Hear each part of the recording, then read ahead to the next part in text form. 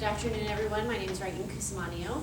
I am the Director of Government Affairs for the University of Kansas Health System, and I'm also the co-chair of the Public Policy and Advocacy Committee for the Overland Park Chamber of Commerce. I'd like to welcome everybody today and thank the Johnson County Public Policy Council for coordinating today's forum. The Public Policy Council is a collaborative effort of the 10 chambers of commerce representing more than 5,000 Johnson County businesses.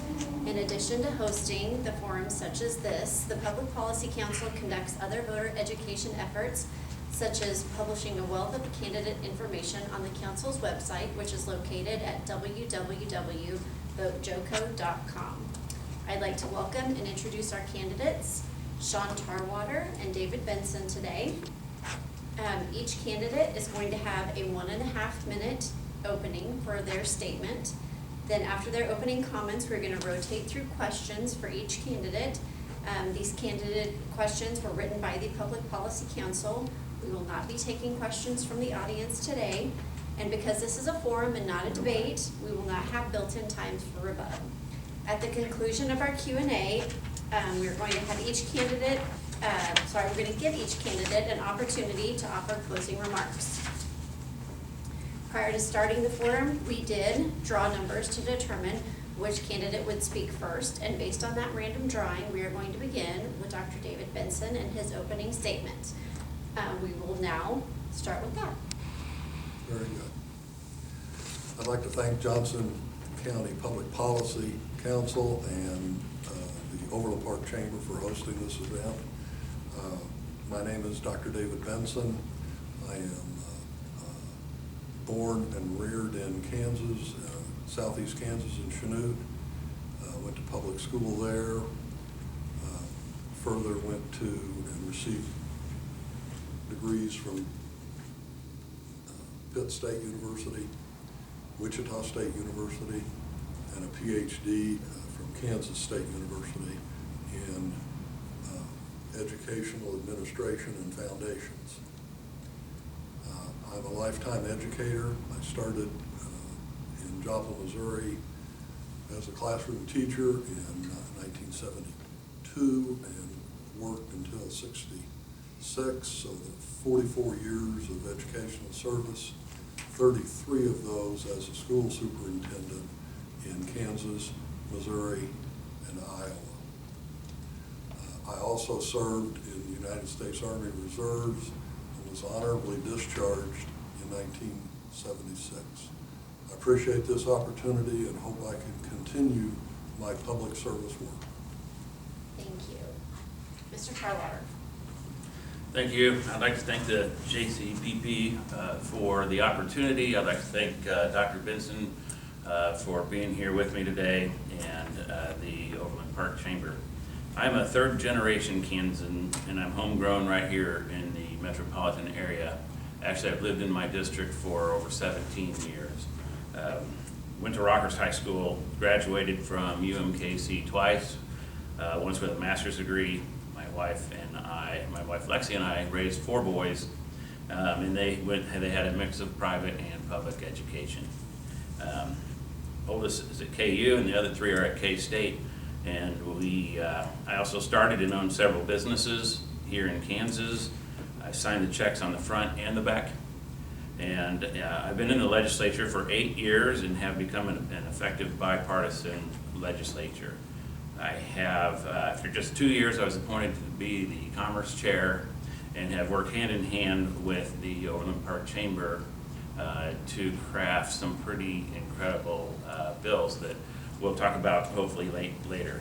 As far as business endorsements, I'm endorsed by the National Federation of Independent Business, the Voice of Small Business, the NFIB, Farm Bureau, Kansas Livestock Association, the Kansas Chamber of Commerce, KC BizPAC, the Political Action Committee at Kansas City Chamber, and Wichita Chamber of Commerce.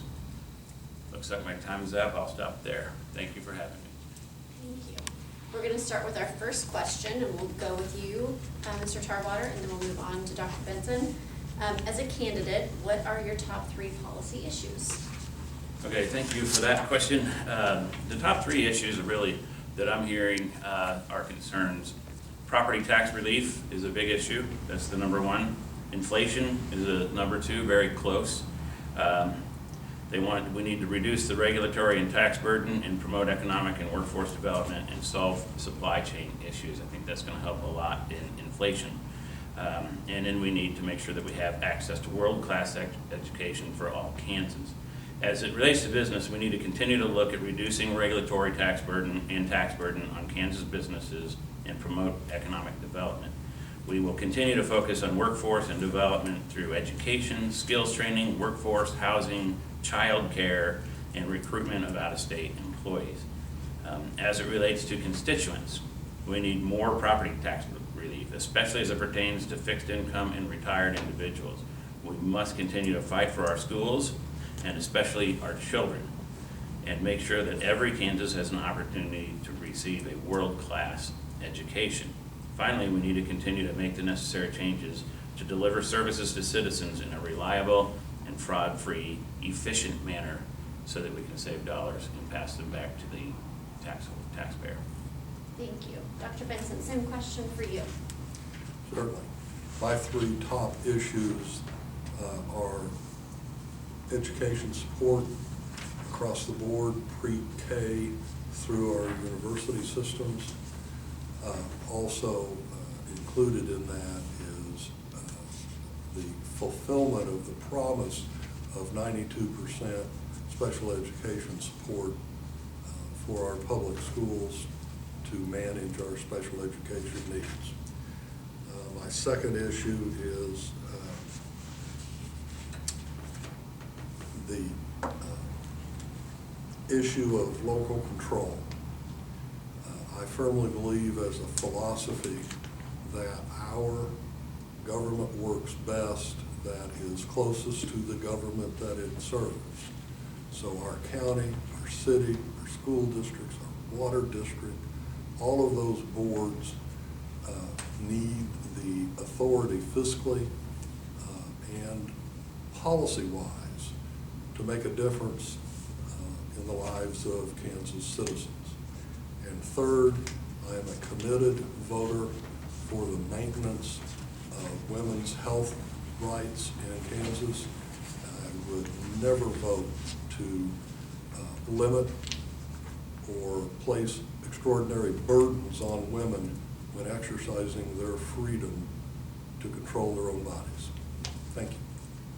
All right, we'll move on to question 2. We'll start with you, Dr. Benson. What are your views on state tax policy, being as specific as you can?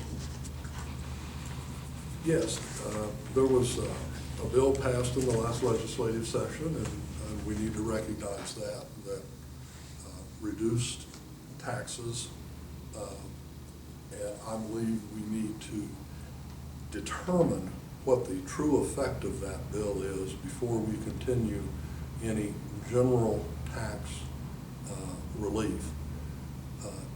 The fact remains Kansas has to pay for its services, and when we have a major tax shift, we need to know the effect of that before we take on any additional tax relief. I would, however, support targeted tax relief, and that tax relief would be for our working families who are burdened with child care costs. I believe we could do something further to relieve them of that burden.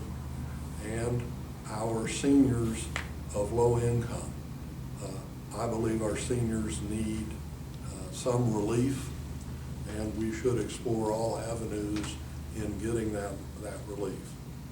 Realistically, a society is judged by how it takes care of its most dependent populations. And we need to do a better job for our preschool children and our seniors. Thank you. Same question for you, Mr. Tarwater. Thank you. I'm proud of the work that we've done on tax over the past several years that I've been in the legislature. And if you remember back in 2021, we overrode a veto allowing your itemized deductions to go back to you. When the federal laws changed and they raised the standard deduction, the only way you could deduct your own in Kansas is if you use the same form as the federal level. That tax bill that was passed at the federal level took your deductions away. It took us several years of fighting to get those deductions back for you, but we got those back for you. This year, we passed a sweeping tax relief that eliminated Social Security tax, eliminated tax on food, reduced property taxes, increased the standard deduction, and dramatically increased personal exemptions. And that's what I want to focus on, is that personal exemption. We raised that all the way to $9,000 a person plus, and $18,000 a person, or $18,000 for married couples. And what that means is no one in the state of Kansas will pay taxes on their first $9,000 of income, or $18,000, plus $2,300 or $2,500 for every dependent. And so that helps the middle class, and it helps everybody. We also reduced your rates and provided tax credits for child tax credits. There was a second bill that saved tax on autos, so when you trade your auto in at a car dealership, you get to deduct the value of your car. We made it so that if you sell your car outright, you can still deduct that value and not pay sales tax. And we also allow now real estate appraisals for your property valuations, because that is the biggest problem with property tax. Thank you very much. Thank you. Question number 3, we will start again with you, Representative Tarwater. What are your views on K-12 education funding and accessibility?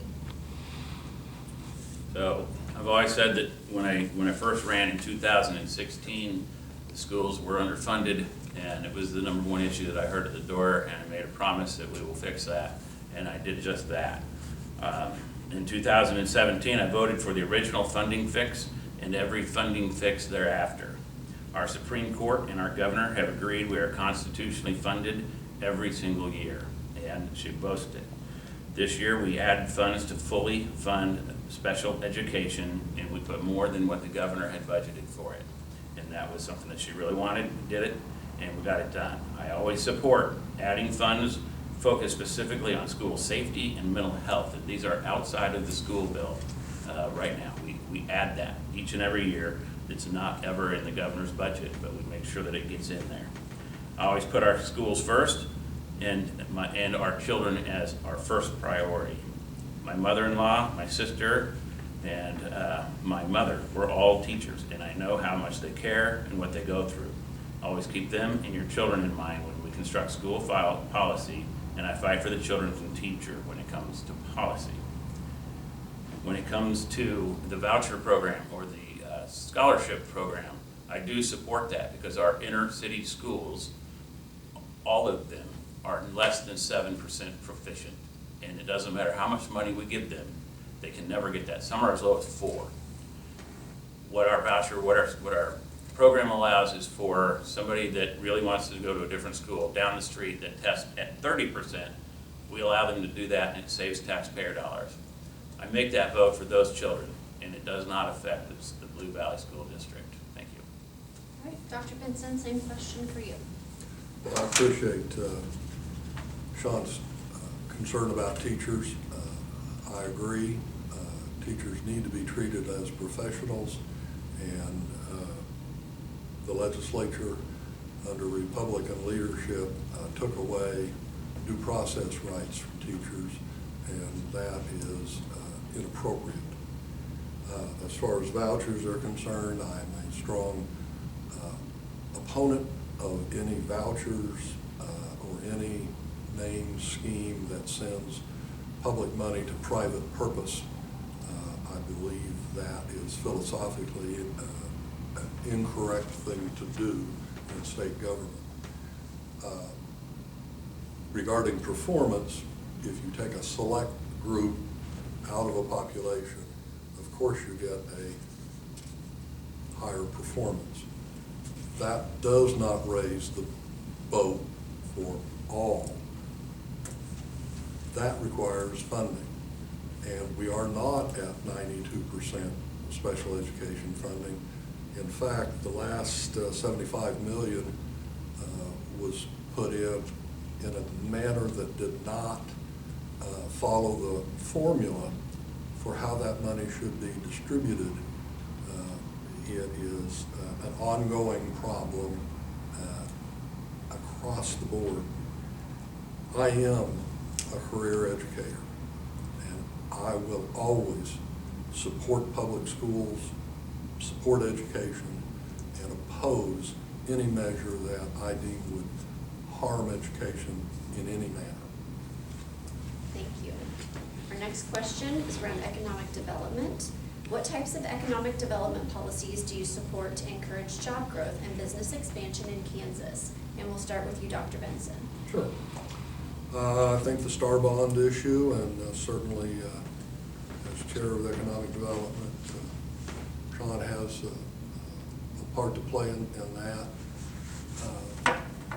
We need to continue to search out good business opportunities. In fact,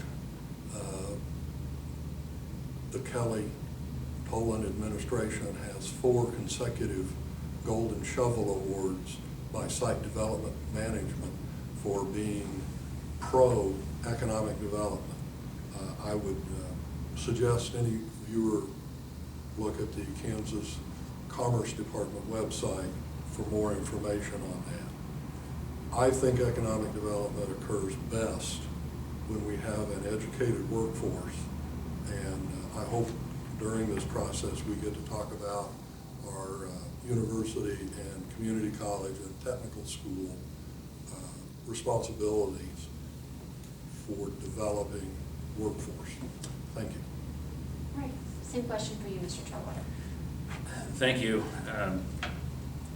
I've been the chairman of the Commerce Committee for the last 6 years, and in that time we have addressed and rewritten every single incentive bill that we have and improved them. EcoDevo is vitally important to growing the tax base of our state. We wrote one of the greatest and most attractive EcoDevo laws in the nation called the Apex Bill a few years back. And the bill was designed to bring in billions in investment and bring industries to Kansas rather than companies. I helped negotiate with Panasonic to bring them to town, and Panasonic will be over a $5 billion investment, create 8,000 permanent jobs, and thousands of construction jobs currently. Last year, I wrote a bill that improves the Star Bond statute in order to keep the Kansas City Royals and Chiefs in the Metroplex and possibly even bring them to the state of Kansas. I carried that bill on the floor, and it passed with a supermajority vote, and it also passed in the Senate, and the governor signed it. And more to come on that pretty soon, I hope. We carefully crafted all those bills to make sure we didn't harm the general fund in the process. We need to do more for all businesses in Kansas and take care of our homegrown companies, and we'll be focusing more on that next year. Thank you. Question 5 focuses on the state's workforce, and we will start with you, Mr. Tarwater. What would you do to grow and develop the state's workforce? Well, we've done quite a bit so far, and we'll continue to do that work. And your chamber is extremely involved with this when we craft these bills. Workforce development has always been a passion of mine. If you remember my first year there, I fought really hard. Didn't get there, but it took me several years. But we finally got a bill that would allow businesses to open their doors to students, where the businesses were concerned about being sued if a student hurt themselves. The business and the school were going to both get sued. We made it so that the business is held harmless, and it opened up quite a bit of doors to our students. We need to continue to popularize the trades, highly skilled workforce, to fill tens of thousands of jobs. We did this by passing the Promise Act through the Commerce Committee, which pays for a two-year degree in a high-demand, high-skilled position, high-paying position. And they must live in Kansas afterwards for 2 years in order to qualify for that. My aviation tax credit law helped keep Kansas in the aviation capital of the world, and our engineers here in Kansas. Our apprenticeship tax credit program is highly successful. Our Adult Learner Act gets people back to school so that they can join the workforce. Rewrote the unemployment law that gets people back to work, and we actually won an award, a national award recently, for having the shortest term of unemployment, because our people look for jobs and they find good employment rather than stay on unemployment. We must look for more innovative ways to keep our college graduates in Kansas, because 62% of them leave every year when they graduate. And I've got a lot of good things in mind for that. We'll be addressing that next year. Thank you. Dr. Benson, same question for you. Certainly, I agree that the brain drain is not good for the state, and that's why our colleges and universities are particularly important in workforce development. Not only that, but our research universities are the incubator for ideas and jobs and businesses that will be here into the future. Certainly, we need to take care of our homegrown businesses, and we need to look outward. But in that process, you have to be able to advertise through the chambers, through any organization, that you have a strong workforce. That is a primary job of community colleges in this state. And we have a premier example of that in Johnson County Community College. They coordinate and work with industries, with private and public entities to provide job training as necessary. And a great example of that is the Union Pacific Railroad program at Johnson County Community College. We need really skilled workers for the future. I think we need to support our community colleges at a higher level in order to provide that workforce.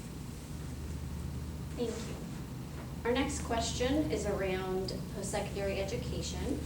And what are your views on the state's role with respect to ensuring access to access and affordability of post-secondary education? And Dr. Benson, will start with you and then move to Mr. Tarwater. Yes, secondary education, universities, community colleges, technical schools,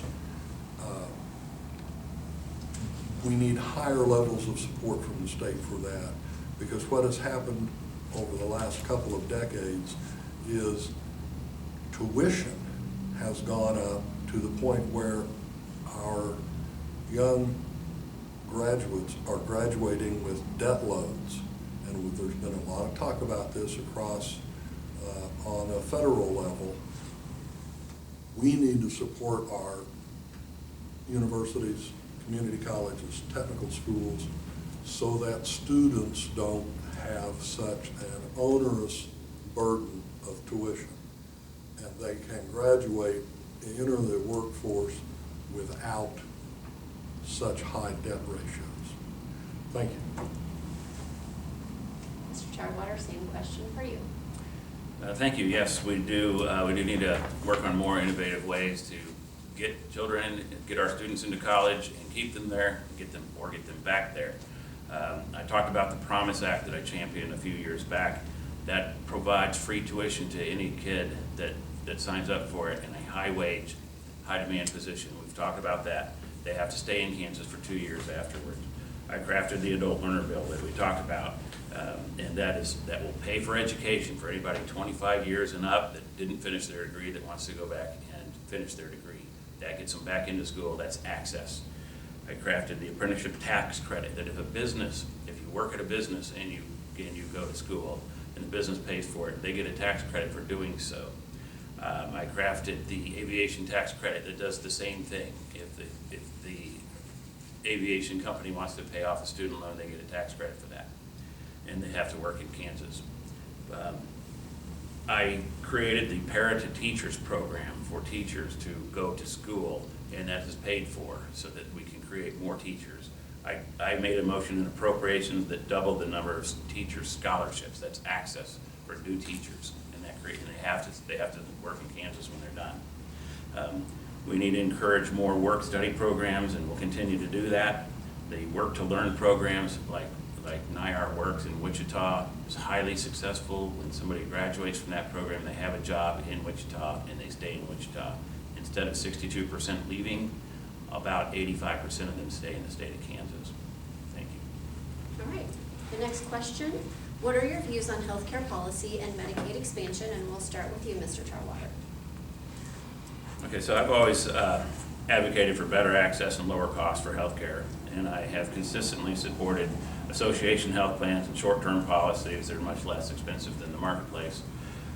This year in appropriations, I supported and increased the reimbursement rates for Medicaid, which help hospitals. I supported large increase in funding for ACBS waivers for Kansas with disabilities, and shortened the 10-year waiting list by 500 individuals. We tried for more, but we couldn't get it. We'll get more next year. These are the people that really need Medicaid expansion. Expansion does nothing for children or seniors, or those that are disabled. It actually hurts those that are disabled because it lessens their ability to get to a doctor because you're bringing other people in. Medicaid expansion is for 19 to 64-year-old able-bodied Kansans that already qualify for cheap rates. There are 171,000 Kansans on the Marketplace program, and they pay about $77 a month. In fact, I was there this morning. An age 30 person making $15,000, zero premium, zero deductible, free doctor visits, $1,200 out of pocket maximum. A $45,000 guy making $45,000. Same plan is $200 a month, and it's affordable. Or for $3.42 a month, you can have the same plan with a $7,500 out of pocket max. Those people that already qualify will be forced into Medicaid, and that lowers the reimbursement rates, and also Kansas has to pay for a large chunk of that. We need to send the message, rather than saying you can't afford Medicare, Medicaid access, or insurance access, we need to send a message that they can get it, and that they can get it for free. There are 12,000 children that are uninsured right now that qualify. There's a bunch of seniors that qualify. We need to focus on that message, and you can get free health care. Thank you. All right, same question for you, Dr. Benson. Certainly. Focusing on Medicaid expansion, when I was in the legislature before, I have a recorded vote in favor of Medicaid expansion. Mr. Tarwater voted against that bill. Since then, we have lost billions of dollars of federal money that could have been pumped into the Kansas economy, but it has gone elsewhere. So I definitely support Medicaid expansion and support for the 150,000 Kansans who are underinsured at this time. Thank you. All right. Our next question, there's been a lot of discussion about foreign land ownership, leasing and purchasing of equipment containing foreign manufactured parts. What factors do you consider when attempting to balance national security concerns against free enterprise and private property rights? And we'll start with you, Dr. Benson. So, I don't think any American wants to see our country sold out to foreign interests that are hostile to democracy and hostile to our interests. But we do have to balance that with the private property rights and entrepreneurial spirit of American companies who want to do international trade. I believe that is best balanced by our federal government, who should make enforceable rules that require certain technologies to have consent in order to be sold abroad or for us to bring that in. You know, it's a dangerous world. We have to be careful. The Middle East, exploding pagers and exploding cell phones have told us that we need to be careful about our international relationships and our international business practices. Thank you.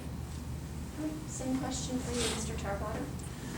Thank you. So through collaboration with industries and all the interested parties, I felt like we drafted two pretty good bills last year to address this.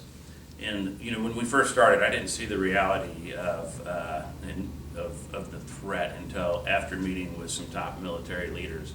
The threat is very, very real and very scary. And I know it's our duty to do everything we can to stop this very real threat. It's an unfortunate truth that there are some countries that want to destroy us at all costs. So this year we carefully worked with them, and we created a bill for land ownership. We also created a bill that our law enforcement agencies are currently using less expensive China-made, China-subsidized drones that are compromised. We know they're compromised, but we're still using them.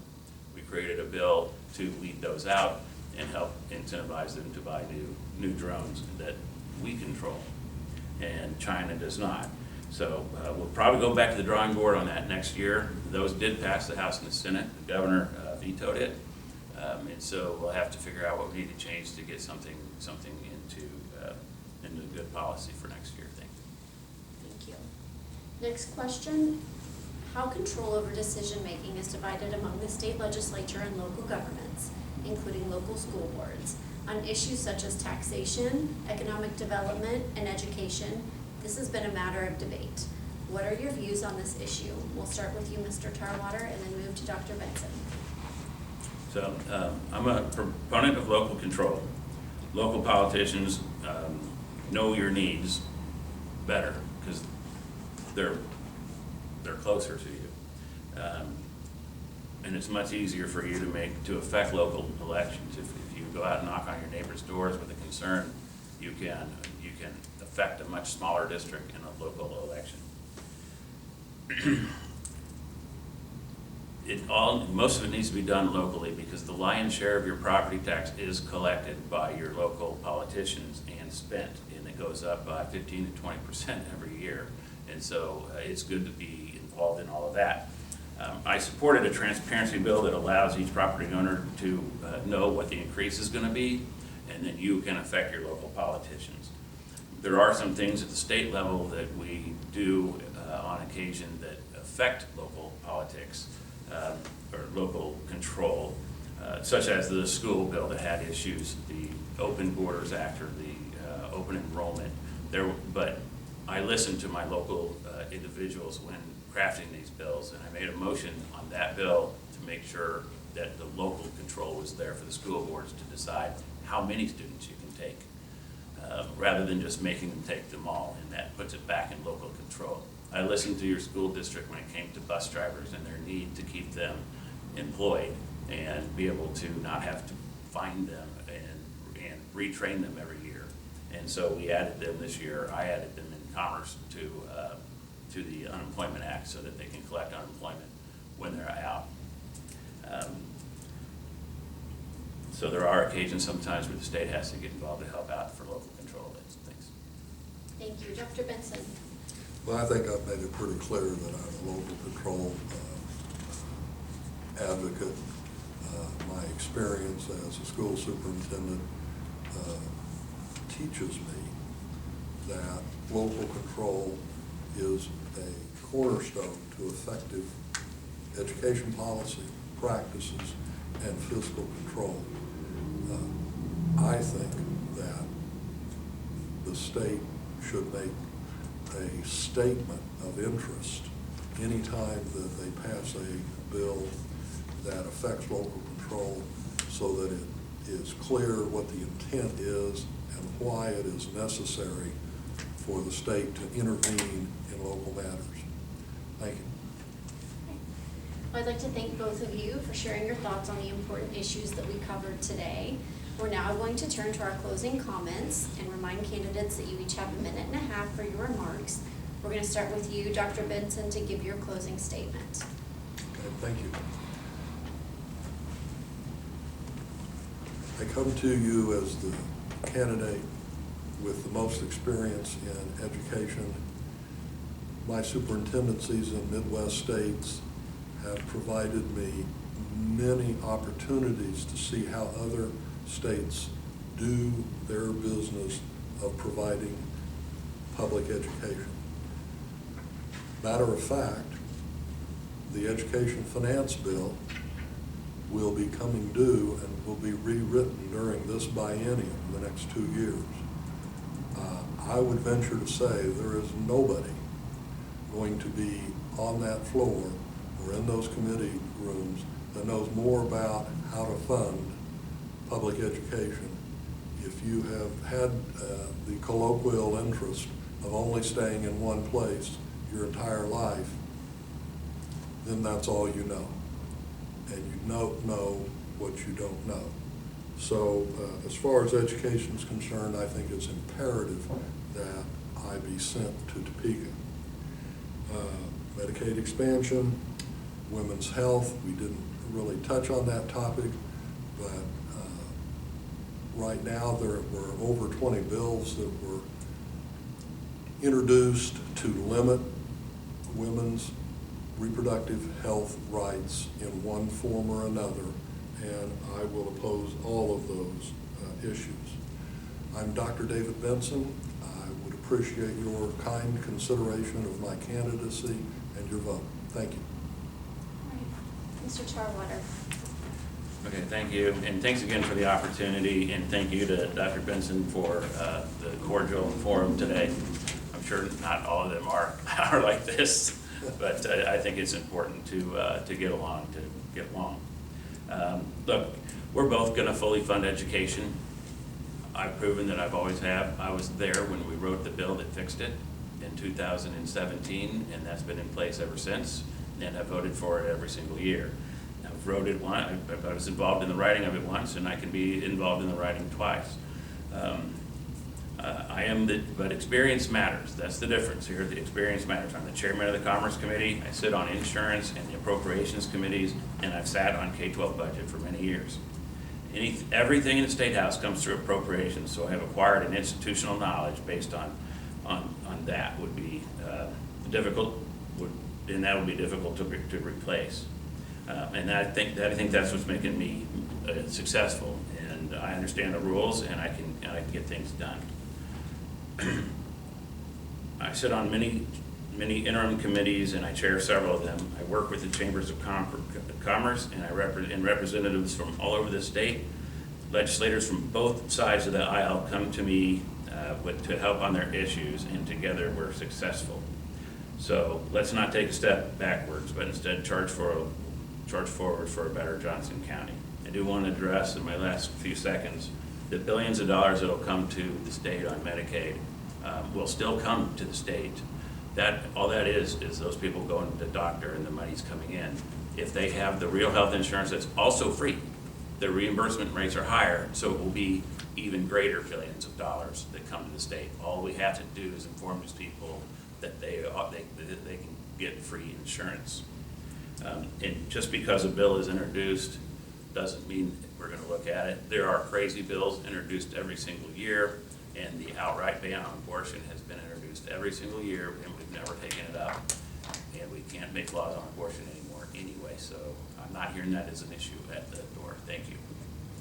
Great. Thank you so much for participating in our forum today and your willingness to serve the people of Johnson County. I'd like to remind the audience that a recording of today's forum, along with other election-related information, will be available on the www.votejoco.com website. And just a quick reminder that voter registration does end on October the 15th, and advanced voting begins on Saturday, October the 19th. Election Day is quickly coming up on Tuesday, November the 5th. Thank you so much for your attendance today, and we look forward to seeing you again at our next forum.